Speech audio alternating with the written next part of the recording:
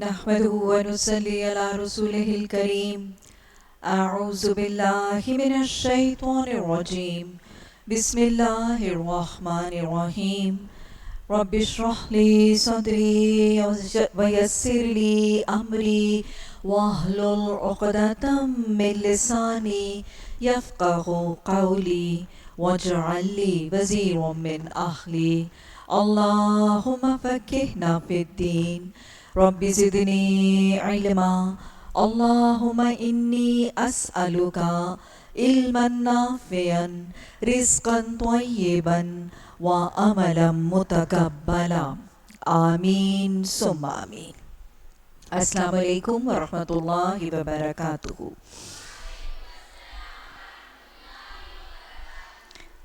تفسیر سورہ آل عمران آیت نمبر 186.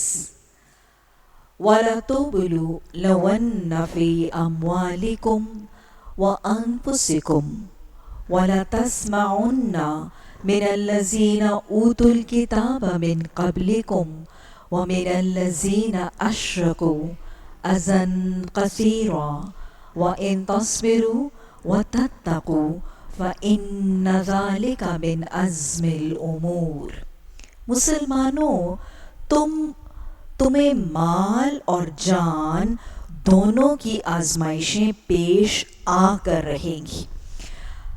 غزوہ احد کے پس منظر اور اس کے تبصرے کا سلسلہ جاری ہے، اور اللہ سبحانہ تعالیٰ مسلمانوں کو مخاطب کر کر قیامت تک یہ بات سمجھا رہے ہیں کہ احد میں جو تکلیفیں آئیں اس کے بعد بھی قیامت تک امت کے ساری ریاستوں کو، امت کے سارے ممالک کو، مسلمان ملکوں کو دشمنوں کی طرف سے جانی مالی نقصانات اور تکلیفیں اٹھانی پڑیں گی. اسلام دشمن عناصر، اینٹائی مسلم فورسز جو اسلام کی مخالفت میں حسد اور ظلم اور زیادتی پر اتریں گی، وہ کبھی جنگیں ہوں گی، کبھی دھمکیاں ہوں گی، کبھی مالی استحکام میں کمی ہوگی، کبھی اکنامک کرائسسز ہوں گے.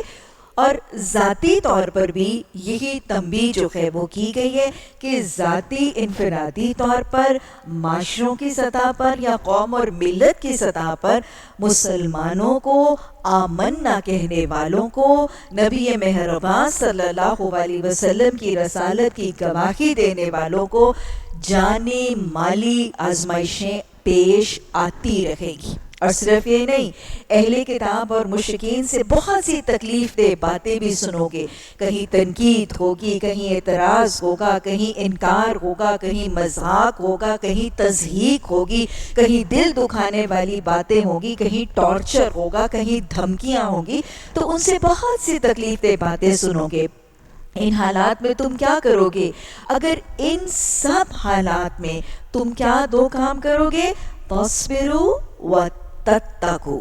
اگر تم صبر کرو گے اور تم تقویٰ کرو گے اور خدا ترسی کی روش پر قائم رہو گے تو یہ بڑے حوصلے کا کام ہے.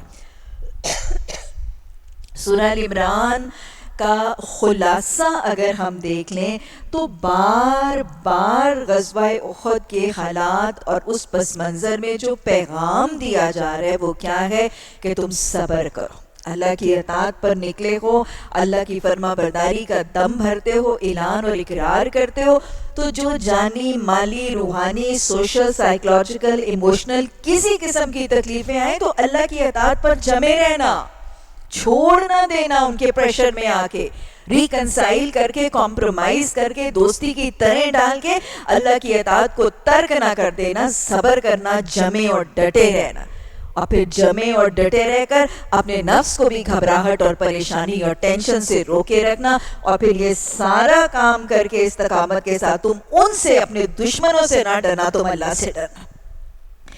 جب کوئی قوم مسلمانوں کی یہ عمل اپناتی ہے تو وہ اللہ کی محبوب بن جاتی ہے اور اللہ کی مدد کی مستحق ہو جاتی.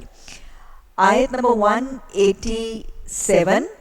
اللہ فرما رہے کہ ان اہل کتاب کو وہ عہد بھی یاد دلاؤ جو اللہ نے ان سے لیا تھا کہ تمہیں کتاب کی تعلیمات کو لوگوں میں پھیلانا ہوگا، انہیں پوشیدہ رکھنا نہیں ہوگا، مگر انہوں نے کتاب کو پس پش ڈال دیا اور تھوڑی قیمت، کون سی قیمت؟ دنیاوی مفادات کی قیمت پر اسے بیچ ڈالا۔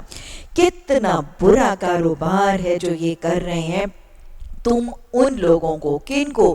جیسے تورات اور انجیل کے احکامات کی دعوت اور تبلیغ کا وعدہ لیا گیا تھا، لیکن انہوں نے وعدہ ترک کر کے اس کو پسے پشت پھینکا، تو اللہ نے فرمایا تم ان کو عذاب سے محفوظ نہ سمجھو جو اپنے کرتوتوں پر خوش ہیں اور چاہتے ہیں کہ ایسے کاموں کی تعریف انہیں حاصل ہو جو فی الواقع انہوں نے نہیں کیے۔ حقیقت میں ان کے لیے دردناک سزا تیار ہے۔ زمین اور آسمان کا مالک اللہ ہے اور اس کی قدرت سب پر حاوی ہے۔ تو گویا یہاں سزا کی وعید دی جا رہی ہے کہ ان کے لیے وَلَهُمْ عَذَابٌ علیم۔ گویا یہ کبیرہ گناہ، یہ ایک کبیرہ گناہ ہے جس کا ارتکاب اہل کتاب کرتے ہوئے نظر آ رہے ہیں۔ اللہ کہہ رہے کہ وہ اہل کتاب، ذرا غور کریں، وہ اہل کتاب جو تورات اور انجیل کے حامل تھے، وہ تورات اور انجیل جو نہ مکمل تھی، جو نہ جامع تھی، جو نہ محفوظ تھی، اللہ نے ان کی حفاظت کا ذمہ نہیں لیا تھا، تو وہ تورات، وہ انجیل جو نہ جامع، جو نہ مکمل، جو نہ اکملت اور اتممت اور جو نہ محفوظ، ان کے حاملان کو کہا گیا ہے کہ اگر وہ ان کی تبلیغ اور ان کی اشاعت کے وعدے سے کنی کترائیں گے، چھوڑیں گے، تو ان کے لیے عذاب علیم ہے۔ آپ ذرا سوچیں، ہمارا قرآن، قرآن الحکیم، قرآن المجید، وہ جو کامل ہے، جو جامع ہے، جو مکمل ہے، اور جس کی حفاظت کا ذمہ اللہ سبحانہ و تعالیٰ نے لیا ہے، اور جو آخری کتاب ہے مکمل، اگر اس کے حاملان، اس کے ساتھ جڑنے والے، اس کو ماننے والے، اس سے محبت اور عقیدت کا اظہار کرنے والے، اگر وہ، میں اور آپ، خیر امتن، وہ جو نبی صلی اللہ علیہ وسلم کی شفاعت پر تکیے لگا کے بیٹھے ہیں، اگر ہم قرآن کی اشاعت اور تبلیغ میں سستی کریں گے، کمی کریں گے، کوتاہی کریں گے، تو کیا وَلَهُمْ عَذَابٌ علیم کی وعید سے بچ جائیں گے؟ الہی ہمیں دعوت قرآن، قرآن اور حدیث کی تبلیغ، اشاعت، تعلیم، اس کے نفاذ اور اس کی حفاظت کی سرگرمیوں میں اپنا کردار پوری فرض شناسی سے ادا کرنے کی توفیق عطا فرما۔ اللہ سبحانہ تعالی ہمیں، ہمارے اہل خانہ کو، ہماری ذریتوں کو الہی عالم قرآن بنانا، عامل قرآن بنانا، حامل قرآن بنانا، اور اللہ سبحانہ تعالی ہمیں اپنے کام کا بنا، اپنے رنگ میں رنگ، اپنے کام کے لیے منتخب فرما۔ اللہ ہماری زندگی کا مقصد، میری زندگی کا مقصد تیرے دین کی سرفرازی، اللہ اس پیمانے پر زندگی گزارنے کی توفیق عطا فرما۔ سورہ آل عمران کا آخری رکوع، 20واں رکوع اور آخری 10 آیات، آیت نمبر 190 سے آیت نمبر 200، یہ آخری 10 آیات کی فضیلت کہ اللہ کے رسول صلی اللہ علیہ وسلم جب تہجد کے موقع اور وقت پر بیدار ہوتے تھے تو آپ سورہ آل عمران کی ان 10 آیات کی تلاوت کرتے تھے۔ 2 سورتیں الزہراوین، 2 روشن چمکدار سورتیں، سورہ بقرہ کی آخری 2 آیات نبی صلی اللہ علیہ وسلم سونے سے پہلے تلاوت کرتے تھے، اور سورہ آل عمران کی آخری 10 آیات تہجد پہ اٹھنے کے بعد آپ صلی اللہ علیہ وسلم تلاوت فرماتے تھے۔ یہ سنت رسول اللہ صلی اللہ علیہ وسلم کی سورہ آل عمران کی آخری 10 آیات کی تلاوت کی بخاری کی ایک حدیث سے ثابت ہے۔ حضرت عبداللہ بن عباس رضی اللہ تعالیٰ عنہ بیان فرماتے ہیں، یہ رسول اللہ صلی اللہ علیہ وسلم کے چچا زاد تھے، چچا عباس کے بیٹے تھے، اور رسول اللہ صلی اللہ علیہ وسلم کی زوجہ محترمہ حضرت میمونہ رضی اللہ تعالی عنہا کے بھانجے تھے۔ تو گویا دوہرا رشتہ ہے۔ رسول اللہ صلی اللہ علیہ وسلم کے حوالے سے حضرت عبداللہ بن عباس رضی اللہ تعالیٰ عنہ فرماتے ہیں کہ میں اپنی خالہ حضرت میمونہ رضی اللہ تعالیٰ عنہ کے گھر میں تھا، اور میری خالہ کی باری تھی۔ باری کا مطلب رسول اللہ صلی اللہ علیہ وسلم کا قیام اس دن میری خالہ حضرت میمونہ رضی اللہ تعالیٰ عنہ کے حجرے میں تھا۔ رسول اللہ صلی اللہ علیہ وسلم قیام کے لیے تشریف لائے اور میں بھی حجرے میں تھا۔ فرماتے ہیں کہ حجرہ اتنا چھوٹا کہ جگہ بہت زیادہ نہیں تھی۔ نبی صلی اللہ علیہ وسلم اور میری خالہ حجرے کی لمبائی میں، اور میں ان کی پائنتی کی جانب لیٹ گیا۔ اتنی تنگ جگہ کے باوجود، اتنی گنی چنی باری کے باوجود، نہ خالہ نے بھانجے کو روانہ کیا اور نہ ہی نبی صلی اللہ علیہ وسلم نے چھوٹے بچے کو وہاں سے رخصت کرنے کا طریقہ اپنایا۔ یہ کیا ہے؟ صلہ رحمی کا پیغام ہے۔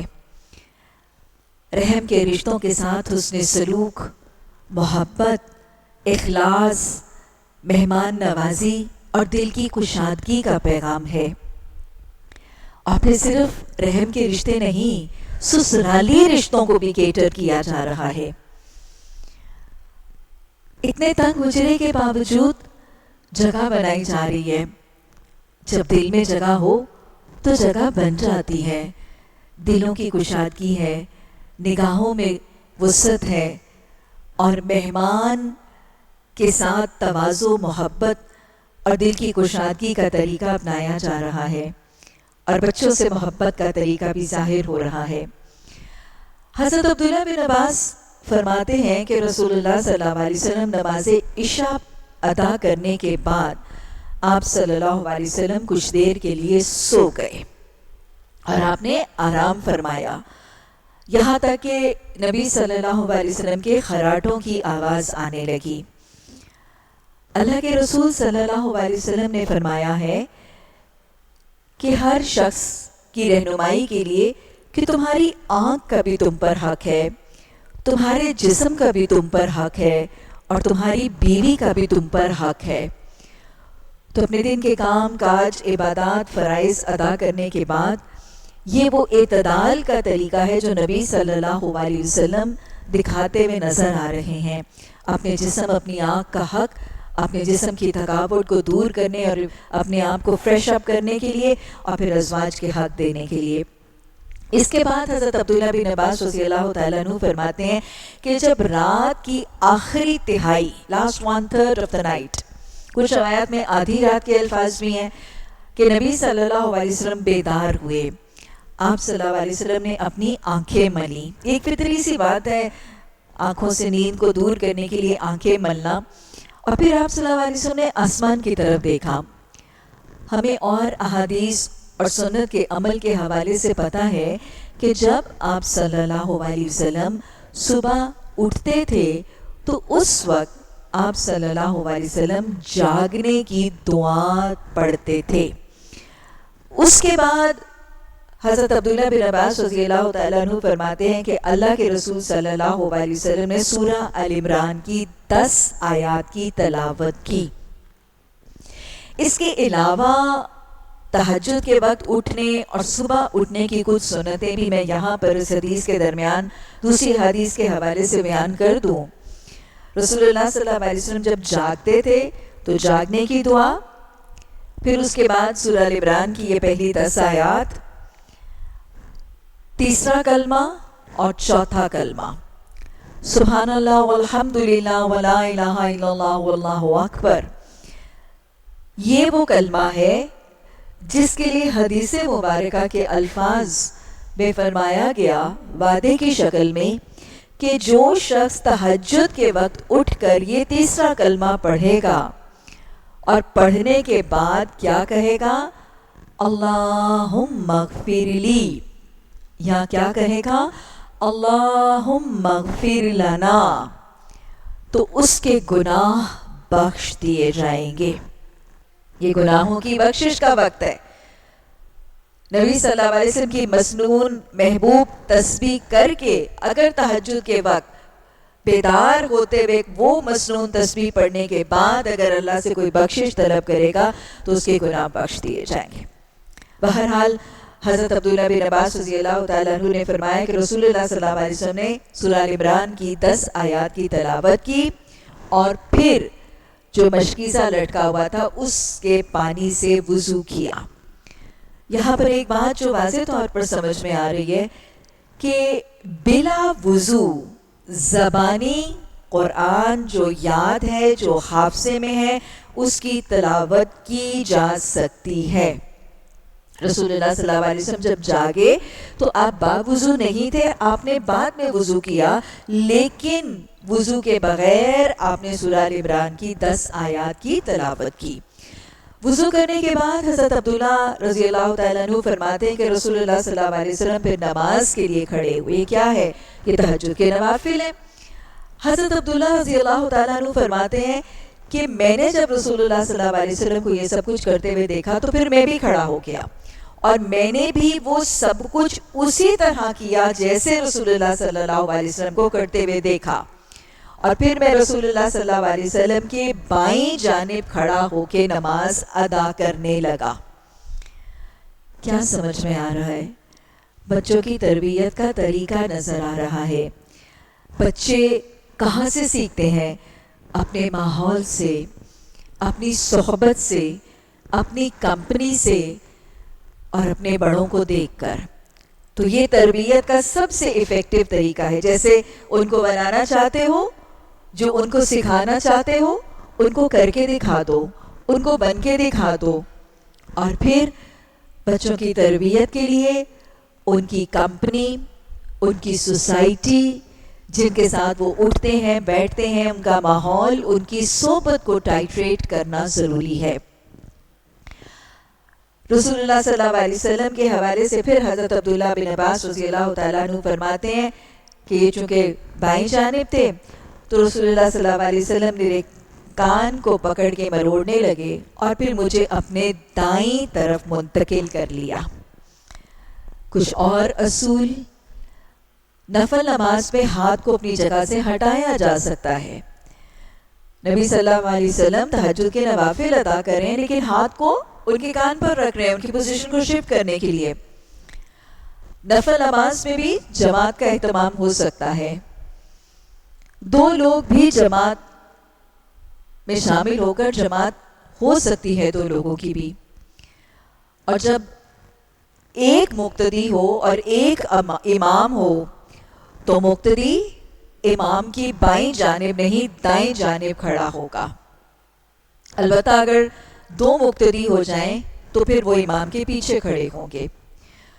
تو گویا یہ واقعہ سورہ ال عمران کی ان 10 آیات کی فضیلت کے حوالے سے بخاری میں موجود ہے، اور رسول اللہ صلی اللہ علیہ وسلم اس کو صبح اٹھتے وقت ان 10 آیات کو پڑھتے تھے۔ آیت نمبر 190، ان فی خلق السماوات والارض واختلاف اللیل والنہار لآیات لأولی الالباب۔ انا، بے شک، زمینوں اور آسمانوں کی پیدائش میں اور رات اور دن کے باری باری آنے جانے میں کیا ہے؟ لآیات، البتہ کچھ نشانیاں ہیں۔ کن کے لیے؟ سب کے لیے؟ بے وقوفوں احمقوں کو تو اس میں کوئی نشانی نہیں ملتی۔ ہوتا ہے شب و روز یہ تماشا میرے آگے، ہاں، دن آتا ہے رات آتا ہے، سورج، دن، رات، چاند، ستارے۔ بے وقوفوں کو احمقوں کو جن میں بصیرت نہیں ہے ان کو تو کچھ نظر نہیں آتا۔ نشانیاں کن کے لیے ہیں؟ لِأُولِي الْأَلْبَابِ، عقل والے، سمجھدار، دانشمند۔ پیچھے بھی ہم نے سورہ ال عمران کے بالکل آغاز میں اللہ سبحانہ تعالیٰ نے اولو الالباب کی صفات بتائی تھی، ذرا دہرا لیجئے۔ وہاں پہ اولو الالباب کی عقل مند دانشمند لوگوں کی صفات کیا تھی؟ اللہ کن کو ہوش مند کہتا اور سمجھتا ہے؟ وہ لوگ جو متشابہات کے پیچھے نہیں پڑتے، جن کے دلوں میں ٹیڑھ نہیں ہوتا، جو محکمات کو سیدھے سادے کلیئر کٹ دو ٹوک رویے کے ساتھ پڑھتے ہیں، اور متشابہات کو من مانے کے معانی پون بنا کر دے کر دین کے اندر ٹیڑھ اور کجی اختیار نہیں کرتے۔ اور پھر وہ جو دعائیں کرتے ہیں ربنا لا تزغ قلوبنا، اور ہدایت کے طالب ہیں۔ تو ہم نے وہاں پر اولو الالباب کی صفات پڑھی تھیں۔ اب یہاں پر عقل مندوں کی صفات پھر سے آیت نمبر 191 میں سیانے اور سمجھدار لوگوں کی پہلی صفت کیا ہے؟ عقل مند کون سے ہیں؟ الذین، وہ لوگ جو وہ کیا کرتے ہیں؟ یذکرون اللہ، اللہ کا ذکر کرتے ہیں۔ اللہ کے ہاں وہ سمجھدار ہے، وہ سیانہ ہے، وہ ہوش مند ہے، وہ زیرک ہے، وہ سینسیبل ہے، جن کے دل میں اللہ کی یاد اور جن کی زبان پر اللہ کا نام ہے۔ وہ سیانہ ہے جس کی زبان ذاکر ہے، دل شاکر ہے، کیونکہ ذکر الہی کیا ہے؟ وَلَذِكْرُ اللَّهِ أَكْبَرُ، ذکر الہی سب سے بڑی بات ہے، سب سے بڑا عمل ہے۔ کیسا عمل ہے؟ الا بذکر اللہ تطمئن القلوب، ایسا عمل ہے کہ وہ دلوں کو اطمینان دیتا ہے اور ایمان میں ثابت قدمی اور پختگی آتی ہے۔ ایسا عمل ہے ذکر الہی کہ جب لب ہلتے ہیں تو اس کو اللہ کا قرب مل جاتا ہے۔ ایسا عمل ہے ذکر الہی کہ شیطان وہاں سے بھاگ جاتا ہے، شیطان کی اکساہٹوں اور وسوسوں سے حفاظت کا ذریعہ بن جاتا ہے۔ تو سیانے وہ ہیں جو افضل عمل کرنے کے لیے، رب کا قرب پانے کے لیے، رب کو راضی کرنے کے لیے، اپنی نیکیوں کا اجر سمیٹنے کے لیے، اپنے دلوں کو سکینہ اور اطمینان دینے کے لیے، اور اپنے دلوں کو شیطان کی اکساہٹوں سے بچانے، وسوسوں سے بچانے کے لیے ذکر کرتے ہیں۔ اور کیسے کرتے ہیں ذکر؟ چاہے وہ قرآن، چاہے وہ نماز، چاہے وہ صبح و شام کے اذکار، چاہے وہ آداب زندگی کی دعائیں، اور چاہے وہ تسبیحات، چاہے وہ افضل ذکر لا الہ الا اللہ، چاہے نبی مہربان صلی اللہ علیہ وسلم کی محبوب تسبیح سبحان اللہ والحمدللہ ولا الہ الا اللہ واللہ اکبر، چاہے فرشتوں کی تسبیح سبحان اللہ و بحمدہ سبحان اللہ العظیم، اور چاہے کنوز الجنہ، جنت کے خزانوں میں سے خزانہ، یا حی یا قیوم برحمتک نستغیث لا حول ولا قوة الا باللہ، لا حول ولا قوة الا باللہ کنوز الجنہ، اور یا حی یا قیوم برحمتک نستغیث اسم اعظم۔ تو سیانے وہ ہیں جو ان تمام مقاصد کے لیے یہ تسبیحات اپنی زبانوں پہ جاری رکھتے ہیں۔ اور کیسے جاری رکھتے ہیں؟ قیاما وقعودا وعلی جنوبہم، کھڑے ہوئے، بیٹھے ہوئے، لیٹے ہوئے، ہر حال میں اللہ کا ذکر کرتے ہیں۔ گویا یہاں سے ذکر کا طریقہ اور اوقات بھی پتہ چل رہے ہیں۔ ذکر ہر وقت کرنا ہے، ہر جگہ، ہر وقت، ہر حال میں کرنا ہے۔ اور ذکر کا انداز پتہ چل رہا ہے کہ ضروری نہیں کہ الرٹ ہو کے بیٹھ کے انگلیوں پر گن کے ہی تسبیح اور ذکر کرنا ہے۔ کھڑے ہوئے چل رہے ہیں، کام کر رہے ہیں، کاج کر رہے ہیں، کوئی ایکٹیویٹی کر رہے ہیں، بیٹھے ہوئے ہیں، اور کوئی ایکٹیویٹی کر رہے ہیں، لیٹے ہوئے ہیں، تو بھی ہو سکتا ہے۔ ذکر کا طریقہ پھر کیا ہے؟ مومن کے ذاکر، مومن کے ذکر کا طریقہ کوئی وظیفہ نہیں ہے کہ کام کاج، دھندے، مصروفیتیں، فرائض، کمٹمنٹس چھوڑ کے کونے میں بیٹھے ہوئے ہیں۔ مخصوص اوقات ہیں، عصر سے مغرب ہے، مغرب سے عشاء ہے، فجر کے بعد ہے، 1 گھنٹے کا ہے، 4 گھنٹے کا ہے، نہیں، اور اتنی دفعہ کی گنتی ہے، اور کام کاج، ذمہ داریاں، نہ بچوں کو کھانا دیا جا رہا ہے، نہ بیماروں کی تیمارداری کی جا رہی ہے، نہ شوہر کی خدمت کی جا رہی ہے، کوئی کام نہیں ہے۔ دنیا کے کام کاج دھندے چھوڑ کے کونے میں بیٹھ گئے، مخصوص وقت، مخصوص گنتی، مخصوص کلمات، یہ ذکر کا طریقہ نہیں۔ نو ویئر ایور ان حدیث۔ نیور ایور ان سنا. ذکر کا طریقہ کیا ہے؟ ایک مسلمان، ایک مومن کے ذکر کا طریقہ اور فلسفہ یہ ہے کہ اس کے جسم کا ایک ایک عضو، اس کے باڈی کا ایک ایک پارٹ اللہ کا حق اور اللہ کے بندوں کے حقوق ادا کرنے میں مصروف ہیں. اللہ کا حق اور اللہ کے بندوں کے حقوق ادا کرنے میں مصروف ہے، اور اس وقت ساتھ ساتھ کنکرنٹلی زبان پر ذکر الہی جاری. کھانا پکا رہے ہیں، کوکنگ کر رہے ہیں، بیکنگ کر رہے ہیں، واشنگ کر رہے ہیں، صفائی کر رہے ہیں، یہ چلتے پھرتے کی کام ہے. ڈرائیونگ کر رہے ہیں، چلتے پھرتے کے کام ہے. بیٹھ کر سلائی کر رہے ہیں، کڑھائی کر رہے ہیں، نیٹنگ کر رہے ہیں، اور بچے کو دودھ پلا رہے ہیں. حضرت فاطمہ رضی اللہ تعالیٰ عنہ کا نمونہ موجود ہے نا، جنت کی خواتین کی سردار کا نمونہ موجود ہے نا. بچہ گود میں ہے، بچہ دودھ پی رہا ہے، ہاتھ سے چکی پیس رہی ہیں. اللہ کا حق بھی ادا ہو رہے ہیں، اللہ کے بندوں کا حق بھی ادا ہو رہے ہیں، زبان پر قرآن کی تلاوت جاری ہے. تو یہ ہے ذکر. اور پھر علی جنوبہم، پہلوؤں پر، یعنی لیٹے ہوئے، لیٹ کر سونے سے پہلے دراز ہو کر تھکاوٹ کی حالت میں ذکر کیا جا سکتا ہے.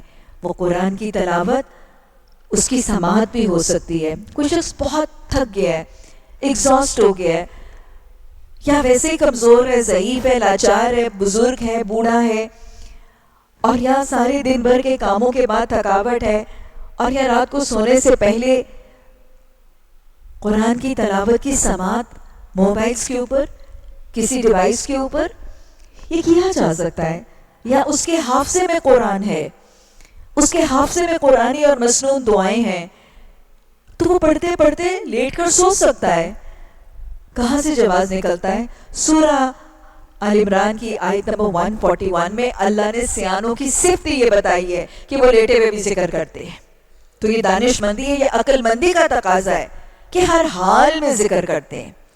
سونے سے پہلے لیٹے ہوئے حالت میں قرآن کی سماعت بھی ہو سکتی ہے، حافظے کے قرآن کی تلاوت بھی ہو سکتی ہے، اور ذکر اور تسبیحات کا اہتمام بھی ہو سکتا ہے.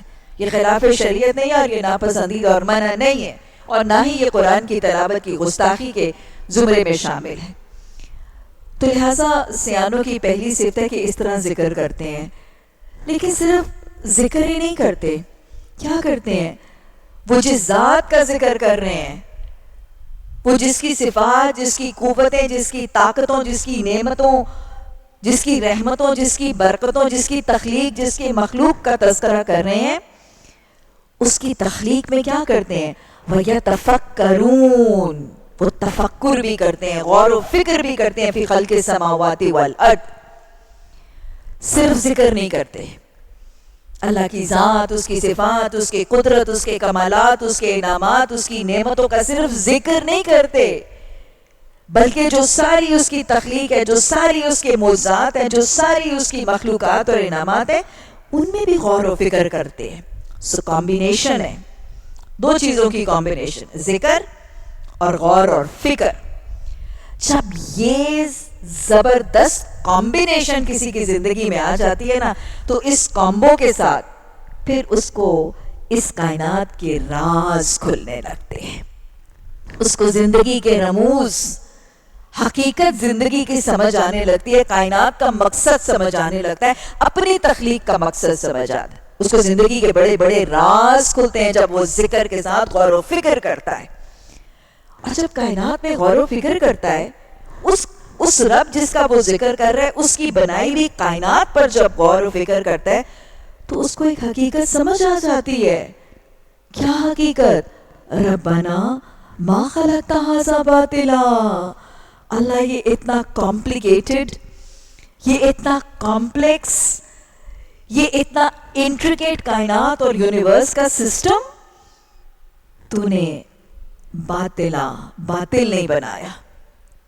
اتنی بڑی کائنات، اتنی بڑی یونیورس، تو نے بیکار بے مقصد لا یعنی الٹپ نہیں بنائی ہے، اس کا کوئی مقصد ضرور ہے.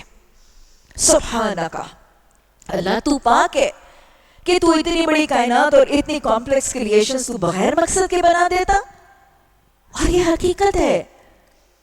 آپ دیکھیں ہم اپنی دنیاوی زندگی پہ اگر غور کریں، یہ گھڑی جو میرے سامنے ٹیبل پر پڑی ہے، کیا خیال ہے بنانے والے نے بیکار بنا دی؟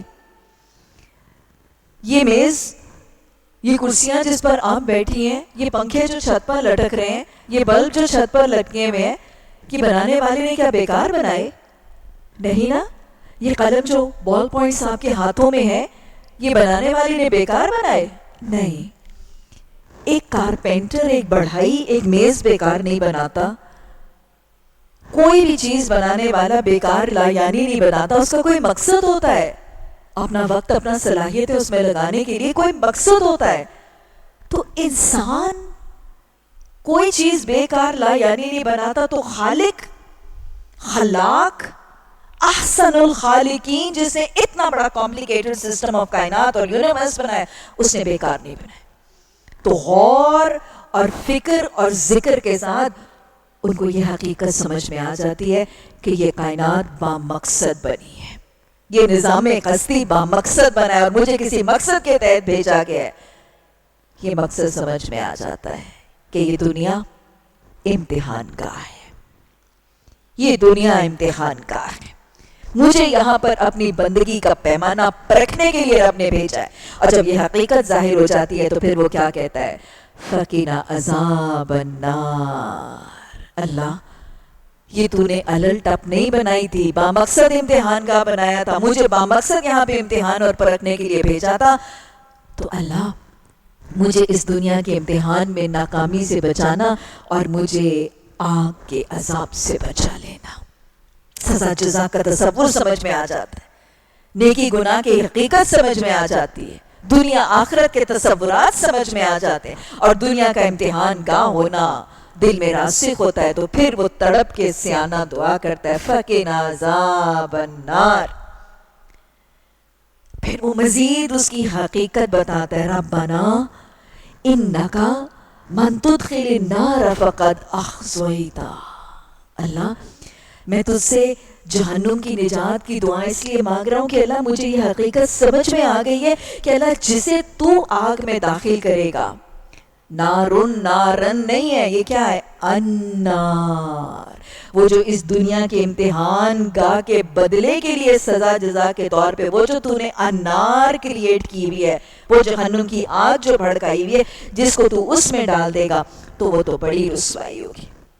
وَمَا لِلظَّالِمِينَ مِنْ أَنصَارٍ. اور اللہ اس دن وہ لوگ جنہوں نے اپنے اوپر گناہوں کا ظلم، گناہوں کا بوجھ اکٹھا کر کر کے جنہوں نے اپنے اوپر ظلم کیا اس امتحان گاہ میں، پھر اس دن ان کا کوئی مددگار نہیں ہوگا. اللہ اس لیے میں تجھ سے اس عذاب جہنم سے نجات کی دعا. اب سمجھ میں آیا سیانے کون ہوتے ہیں؟ معاشرے میں سیانے کون ہیں؟ ہاں، جو دنیا میں بس جو اچھا پہنتے ہیں، اچھا کھاتے ہیں، اچھا پکاتے ہیں، جن کے پاس ہیرے ہیں، جواہرات ہیں، کوٹھیاں ہیں، جائیدادیں ہیں، جن کے پاس ڈگریاں ہیں. نہیں، اللہ کے ہاں سیانوں کا پیمانہ جو ذکر کرتے ہیں، جو غور و فکر کرتے ہیں، اور غور و فکر کرنے کے بعد فکر آخرت سے آشنا ہو جاتے ہیں، جن کی زندگی کی اولین ترجیح، کوشش، محنت، صحیح فکر، غم جہنم سے نجات بن جاتا ہے. یہ 4 صفات.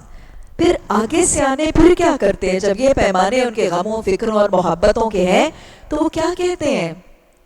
آیت نمبر 193 اللہ کو رب کہہ کے مخاطب کرنے والے کہتے ہیں، ربنا اننا سمعنا منادی ینادی للایمان. اللہ، ہمارا تعلق، ہمارا کانٹیکٹ، ہمارا کنیکشن کسی ایک ایسے شخص کے ساتھ ہوا جو ہمیں ایمان کی طرف دعوت دے رہا تھا. اور وہ کیا کہہ رہا تھا؟ ان آمنوا بربکم. وہ ہمیں دعوت دے رہا تھا کہ آؤ اپنے رب پر ایمان لے آؤ. تو سیانے کیا کہتے ہیں کہ جب ہمیں کسی داعی حق نے، داعی اللہ نے، داعی قرآن نے ایمان کی طرف بلایا تو ہم کیا کرتے ہیں؟ سیانے کیا کرتے ہیں؟ فآمنا. اللہ، ہم ایمان لے آئے.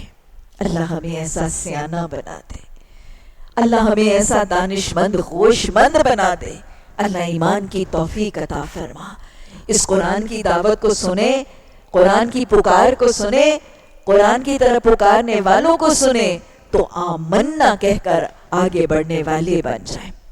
سیانے دعوت قرآن دینے والوں کو کیا کہتے ہیں؟ آمنا۔ پھر کیا کہتے ہیں ہوشمند؟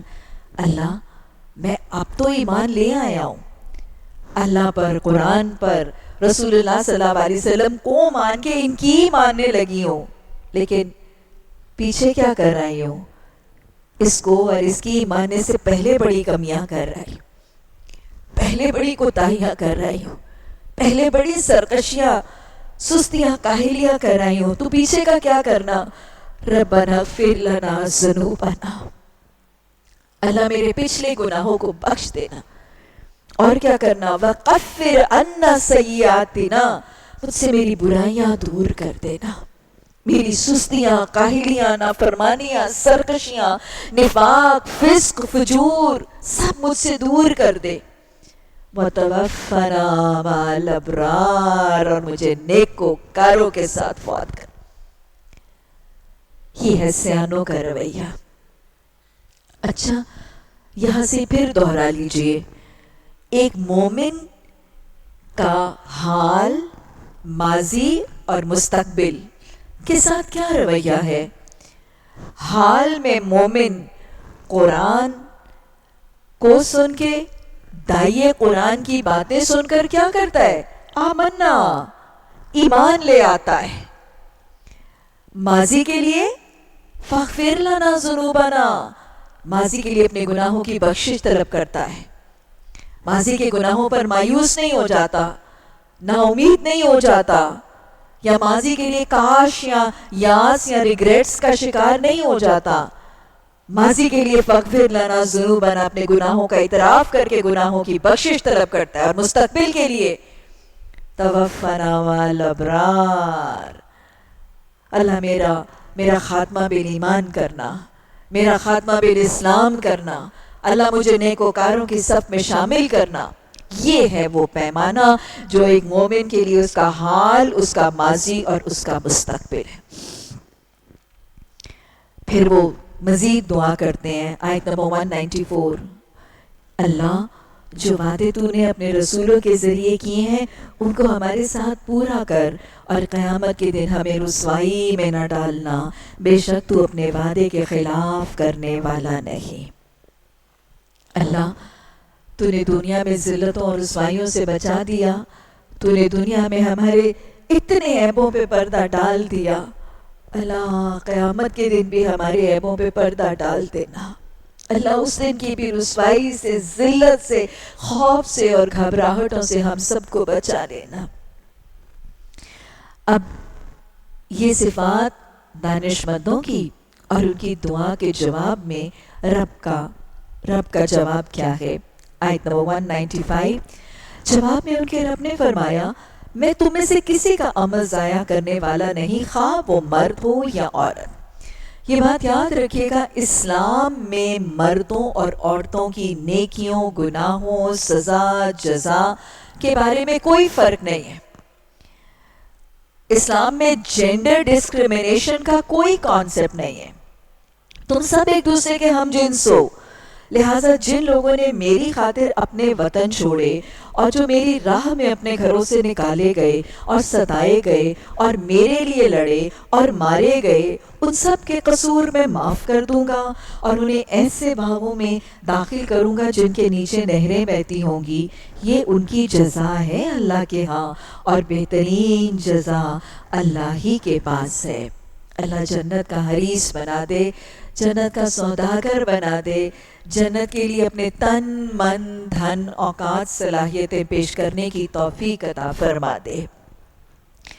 آیت نمبر 196، نبی صلی اللہ علیہ وسلم، دنیا کے ملکوں میں اللہ کے نافرمان لوگوں کی چلت پھرت تمہیں کسی دھوکے میں نہ ڈالے، یہ محض چند روزہ زندگی کا تھوڑا سا لطف ہے، پھر یہ جہنم میں جائیں گے۔ اللہم اجرنا من النار، جو بدترین جائے قرار ہے۔ برعکس اس کے جو لوگ اپنے رب سے ڈرتے ہوئے تقویٰ کرتے ہوئے زندگی بسر کرتے ہیں، ان کے لیے ایسے باغ ہیں جن کے نیچے نہریں بہتی ہیں، ان باغوں میں وہ ہمیشہ رہیں گے۔ اللہ کی طرف سے یہ سامان ضیافت ہے ان کے لیے، اور جو کچھ اللہ کے پاس ہے نیک لوگوں کے لیے وہی سب سے بہتر ہے۔ اہل کتاب میں کچھ لوگ ایسے ہیں جو اللہ کو مانتے ہیں، اس کتاب پر ایمان لاتے ہیں جو تمہاری طرف بھیجی گئی ہے، اور اس کتاب پر بھی ایمان رکھتے ہیں جو اس سے پہلے خود ان کی طرف بھیجی گئی تھی۔ اللہ کے آگے جھکے ہیں، اللہ کی آیات کو تھوڑی تھوڑی قیمت پر بیچ نہیں دیتے، ان کا اجر ان کے رب کے پاس ہے، اور اللہ حساب چکانے میں دیر نہیں لگاتا۔ اللہم حاسبنا حسابا یسیرا۔ سورہ آل عمران کی آیت نمبر 200، یہ آخری آیت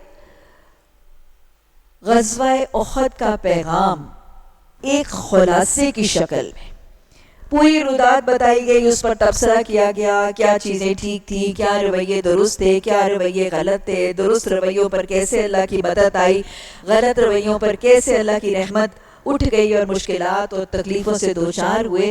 تو اب نٹ شیل میں ایک خلاصے کی شکل میں ایک 4 نکاتی لاہے عمل ہر اسلامی ریاست کو سمجھایا جا رہا، ہر مسلمان معاشرہ، ہر مسلمان مملکت کو قیامت تک کے لیے 4 نکاتی ایجنڈا فلاح کا سمجھایا جا رہا ہے۔ یا ایھا الذین آمنوا اصبروا وصابروا ورابطوا واتقوا اللہ لعلکم تفلحون۔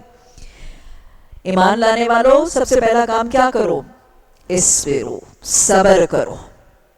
کلمہ پڑھ لو گے، آمنا کہہ دو گے، اللہ کو، قرآن کو، نبی مہربان صلی اللہ علیہ وسلم کو مان کے ان کی ماننے کا اعلان اقرار کرنے لگو گے، تو پھر تکلیفیں تو آئیں گی، آزمائشیں تو آئیں گی۔ اللہ کہتا ہے وَلَنَبْلُوَنَّكُمْ بِشَيْءٍ، میں تمہیں کسی نہ کسی طریقے سے آزماؤں گا۔ تو جب آمنا کہنے کے بعد اطاعت الہی کے رستے پر صراط مستقیم پر چلنے کے بعد تکلیفیں آئیں گی، جسمانی، مالی، روحانی، سوشل، سائیکولوجیکل، ایموشنل، کسی قسم کی آئیں گی، تو اللہ کی اطاعت پر جمے رہنا، اللہ کی اطاعت اور اوبیڈینس پر جمے رہنا، اباؤٹ ٹرن کر کے واپس کی زندگی میں نہ پلٹ جانا، اور پھر اس پر جمے ہوئے اپنے نفس کو گھبراہٹ سے، ٹینشن سے، انگزائٹی سے روکے رکھنا، اصبروا، صبر کرنا۔ صبر کے بعد دوسرا کام کیا کرنا؟ وصابروا۔ صابروا کے 2 مطلب ہیں، ایک مطلب تو یہ کہ اصبروا کی حد، اصبروا صبر ٹو دا لاسٹ ایکسٹینٹ، بہت زیادہ صبر کرنا، بہت زیادہ صبر کرنا۔ اور دوسری بات، صابروا کا مطلب صرف خود ہی صبر نہ کرنا، دوسروں کو بھی اپنے صبر کی طرف مائل اور قائل کرنا، تاکہ صبر کا ایک ماحول بن جائے، صبر کی ایک انوائرمنٹ بن جائے، صابروں کی صحبت مل جائے۔ یہ بات یاد رکھیے گا، صبر کرنے کے لیے جب ماحول صبر کا ملتا ہے تو صبر کرنا آسان ہو جاتا ہے۔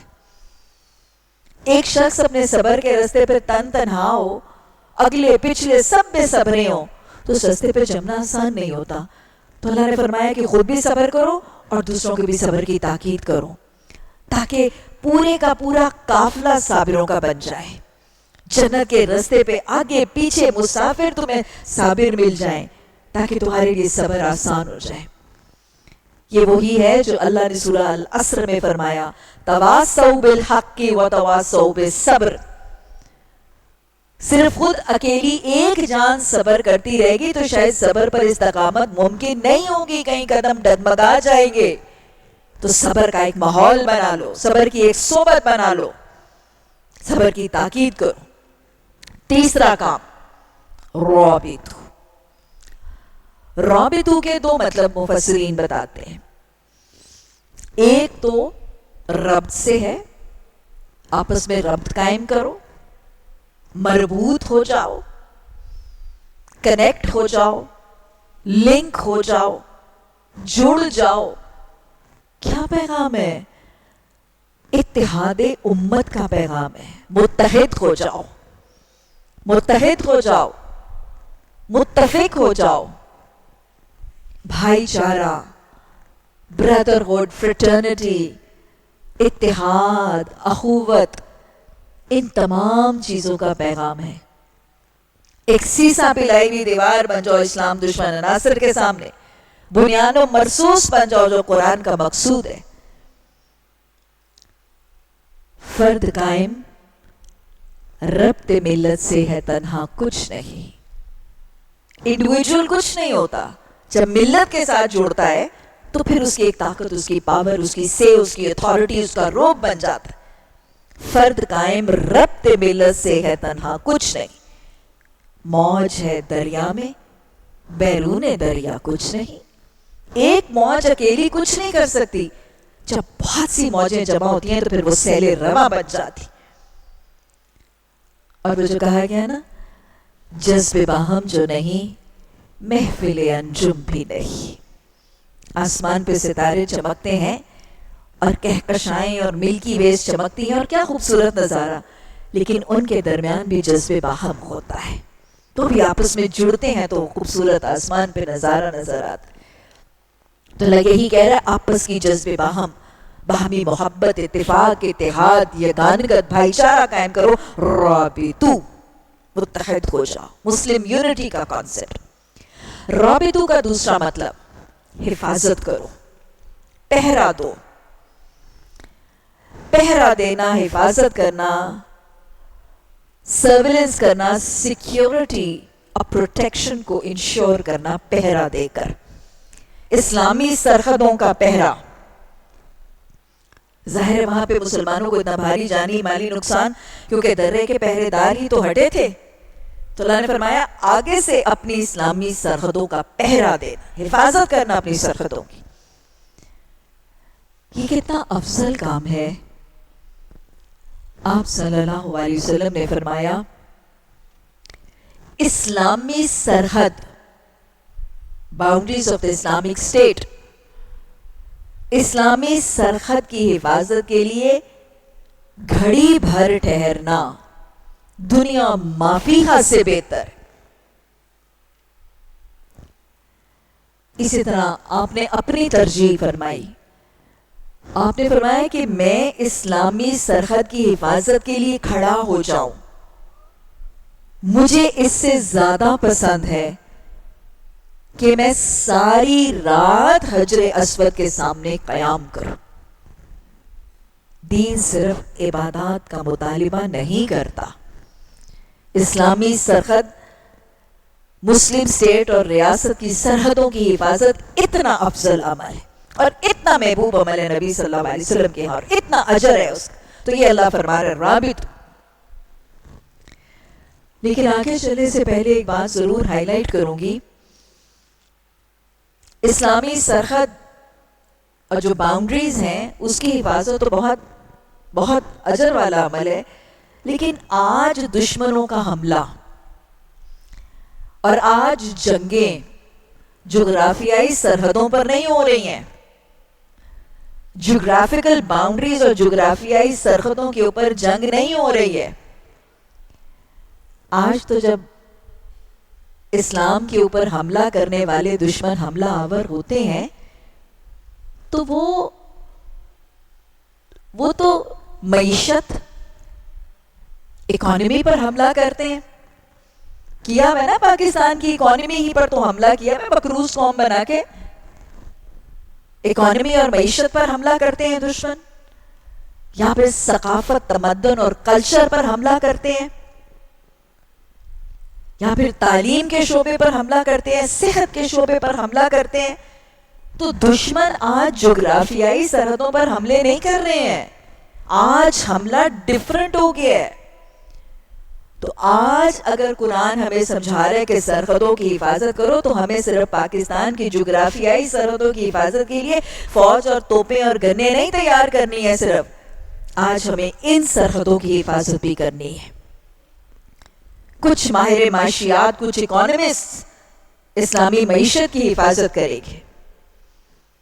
ہمارا تمدن، ہمارا کلچر، ہماری ثقافت، اس پر حملہ ہے تو شاعر، لکھاری، لکھنے والے وہ ہمارے کلچر کی حفاظت کریں گے. پھر کچھ ایجوکیشنلسٹ، ٹیچرز، پروفیسر، اسکولوں کے، کالجوں کے، ہمارے تعلیم کے شعبے کی حفاظت کریں گے. پاکستان کے اسکولوں، کالجوں اور یونیورسٹیوں میں اسلام کی تعلیمات کی دھجیاں اڑائی جا رہی ہیں، حیا کا جنازہ نکالا جا رہا ہے. یہ ہمارے تعلیمی اداروں کے اوپر حملہ ہے دشمنوں کا. تو لہٰذا آج ان سرحدوں کی حفاظت کرنی بھی ضروری ہے. ہم میں سے کچھ پڑھے لکھے لوگ، ہماری نسلوں میں سے کچھ پڑھے لکھے لوگ ان سرحدوں کی حفاظت بھی کریں. یہ بھی اتنا ہی اہم اور اتنا ہی ضروری ہے. آج ہمارے کلچر کے اوپر اور ہمارے تعلیمی اداروں کے اوپر کیسے ہنود اور یہود کے حملے ہیں. میں اگر اپنا ذاتی ایک تجربہ آپ کے ساتھ شیئر کروں، آج سے کچھ سال پہلے جو میرے بیٹے اسکول میں پڑھتے تھے تو میں ان کی پیرنٹ ٹیچر میٹنگ پہ گئی، اور اسکول شاید صرف شہر لاہور اور پاکستان کا نہیں، شاید ایشیا کا سب سے بڑا اسکول ہے، چیف کالج، بہت بڑا اسکول. اور آپ کو پتہ ہے کہ پیرنٹ ٹیچر میٹنگ جب ہوتی ہے، جب والدین نے آنا ہوتا ہے اور اپنے بچوں کی رپورٹ لینے کے لیے ٹیچرز کے ساتھ ملاقات کرنی ہوتی ہے، تو ریسیپشن کے لیے جو بچے کھڑے کیے جاتے ہیں نا، وہ سب سے زیادہ لائق بچے. نارملی جو سینئر اسکول کے جو پریفیکٹس ہوتے ہیں ان کو ماں باپ کی ریسیپشن کے لیے کھڑا کیا جاتا ہے. تو میں جب گئی اسکول میں تو وہاں پہ بڑے خوبصورت او لیولز کے بچے، وہ ان کے ایکیڈیمک بلیزرز، اور ظاہر اسکول کے شاید کلاسوں کے سب سے لائق بچے وہ وہاں پہ ریسیپشن کے لیے کھڑے ہوئے تھے. اور میں نے دور سے ان بچوں کو دیکھا تو وہ دونوں بچے ایک دوسرے کو نمستکار کہہ کے سلام کر رہے تھے. ہندوؤں کے سلام کے طریقے سے وہ بچے، اس اسکول کے بچے جن کے ماں باپ شاید بوریوں میں اپنے بچوں کی فیسیں دیتے ہیں، وہ بچے نمستکار، ہندوؤں کی طرح نمستکار کہہ کے ایک دوسرے کو سلام کر رہے تھے. میں وہاں پہ کھڑی ہو کے لٹرلی کتنی دیر میں وہاں روتی رہی، اور میرا دل اتنا زیادہ دکھا کہ آج ہمارا وہ ادارہ جہاں سے ہمارے پارلیمنٹیرینز، جہاں سے ہمارے سینیٹرز، جہاں سے ہمارے پرائم منسٹرز جس ادارے سے بننے ہیں اور بنے ہوئے موجود ہیں، اس ادارے کے اندر وہ انڈیا کی ثقافت اور انڈیا کا کلچر اس طرح پیوست ہو چکا ہے. اور وہاں پہ کھڑے ہو کے مجھے سونیا گاندھی کے وہ الفاظ یاد آ رہے تھے کہ آج سے بہت سال پہلے سونیا گاندھی نے یہ ایک دفعہ بیان دیا تھا، اور سونیا گاندھی نے کہا تھا کہ ہمیں پاکستان پر حملہ کرنے کی اب کوئی ضرورت نہیں ہے، ہم پاکستان سے ثقافتی جنگ جیت چکے ہیں. یہ واقعی وہ ثقافتی جنگ، ہماری شادیاں، ہمارے بیاہ، ہماری خوشیاں، ہمارے لباس، ہمارے اسکول، ہمارے کالجز ٹوٹلی ان کے رنگ میں رنگے گئے. ان کے لباس ہیں، ان کے رسومات ہیں، ان جیسے تہوار ہیں، ان جیسی ہولیاں، ان جیسی رنگولیاں، سب کچھ ان جیسا. تو یہ ثقافت پر حملہ ہے، یہ ہمارے تعلیمی اداروں پر، ہماری ذہنوں پر، ہماری یوتھ کے ذہنوں پر حملہ ہے، جو واقعی آج دشمن کرتے ہوئے نظر آ رہے ہیں، اور اس کے خلاف حفاظت کرنی ضروری. اللہ ہمیں اس کے لیے اٹھنے کی توفیق عطا فرمائے، اور اللہ ہمیں یہ احساس عطا فرمائے، اور اللہ ہمیں اپنی زبانوں کی روانی اور فصاحت اور بلاغت عطا فرمائے کہ ہم ان چیزوں پر ڈانٹ ڈال سکیں اور ان چیزوں پر رکاوٹ میں اپنا کردار ادا کر سکیں. یہ 3 نکات بتانے کے بعد اللہ نے فرمایا واتقوا اللہ، اللہ کا تقویٰ کرو، ان دشمنوں سے نہ ڈرنا. یہ 4 نکتے کرو لعلکم تفلحون، تاکہ تم، شاید تم دنیا اور آخرت میں فلاح سے ہمکنار ہو جائے. ایک مسلمان فرد کے لیے، مسلمان گھرانے کے لیے، ایک کامیاب مسلمان معاشرے کے لیے، اور ایک اسلامی ریاست کے لیے فلاح کا نسخہ، دنیاوی اور اخروی فلاح کا نسخہ، یہ 4 نکاتی ایجنڈا ہے. اصبروا وصابروا ورابطوا واتقوا اللہ لعلکم تفلحون. اللہ یہ نسخہ سمجھنے کی توفیق عطا فرما، اللہ یہ نسخہ سمجھانے کی بھی توفیق عطا فرما، اللہ اس کو اپنی زندگی کا لائے عمل بنانا ہم سب کے لیے آسان اور ممکن بنا۔ اللہ یہ پیغام لے کر ریاست کے اوپر قرآن کی تعلیمات کی بارش کرنے والی ہوائیں اور بدلیاں بنا۔ ربنا لا تزغ قلوبنا بعد إذ هديتنا وهب لنا من لدنك رحمة إنك أنت الوهاب۔ سبحانك اللهم وبحمدك نشهد أن لا إله إلا أنت نستغفرك ونتوب إليك۔ سبحان ربك رب العزة عما يصفون وسلام على المرسلين والحمد لله رب العالمين۔ آمین ثم آمین۔